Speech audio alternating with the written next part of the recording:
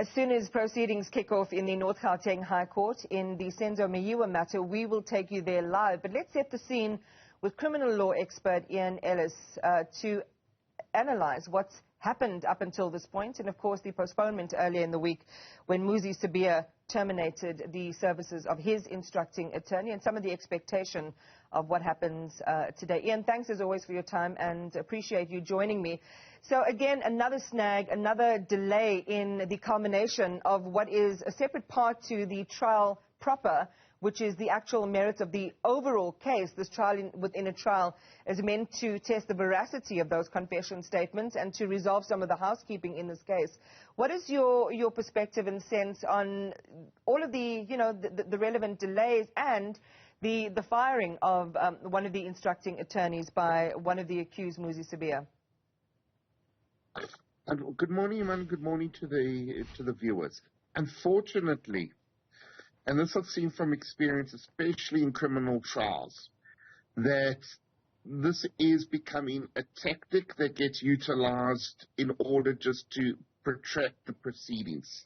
The real benefit I don't really see, because with the accused all being in custody at this present moment, it's not exactly helping their case from the aspect of expediting any type of judgment in their favor.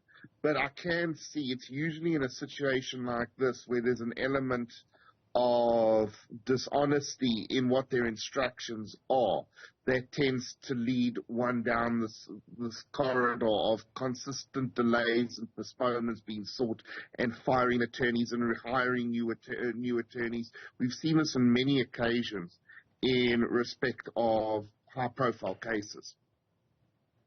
So what do they have to gain, though, from the delays? Inevitably, it's going to reach a conclusion. And given the reaction of Judge Rata Mogoatleng earlier this week on the request for the postponement itself, he's a guy who likes to play it by the book and likes to keep things moving.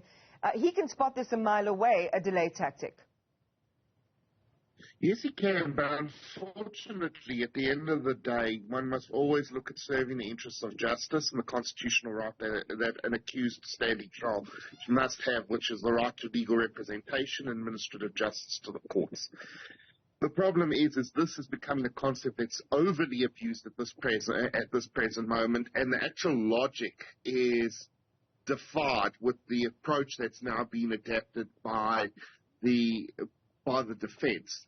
The problem is that what can be seen is that there is definitely now a backtracking because of those confessions that have in actual fact come out, and that they've been doing their best. This has now been going on for months on trying to go ahead and get them excluded and get these confessions kicked out, which leads to one aspect, and that is there must be a lot more truth to these confessions and the accuracy than the accused actually want there to be. All right, so what about the calling of new witnesses as well? How is that likely to impact the time delays and the time demands in respect of that application?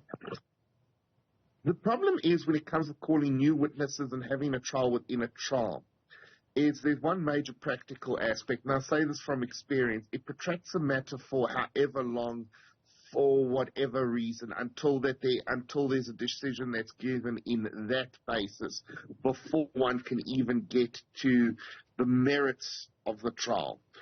So the problem is all it's going to do is serve to delay this trial further and further and further.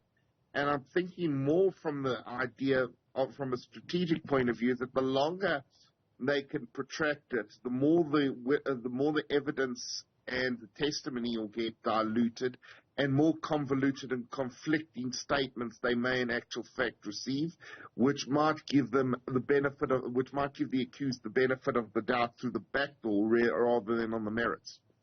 Maybe just talk to us about... basically confusion reigns supreme. Absolutely. And Ian, it's that confusion that for the benefit of our viewers, we need to clarify and clear up.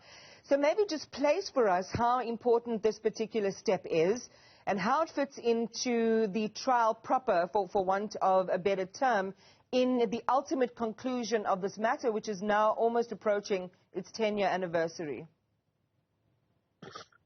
First of all, the anniversary of the crime and the murder is one thing, but this trial has now been, in essence, going on for the better part of 3 years, which is actually even more horrific, considering the fact that it started off, then the previous judge was suspended, now this new judge is hearing everything from scratch again.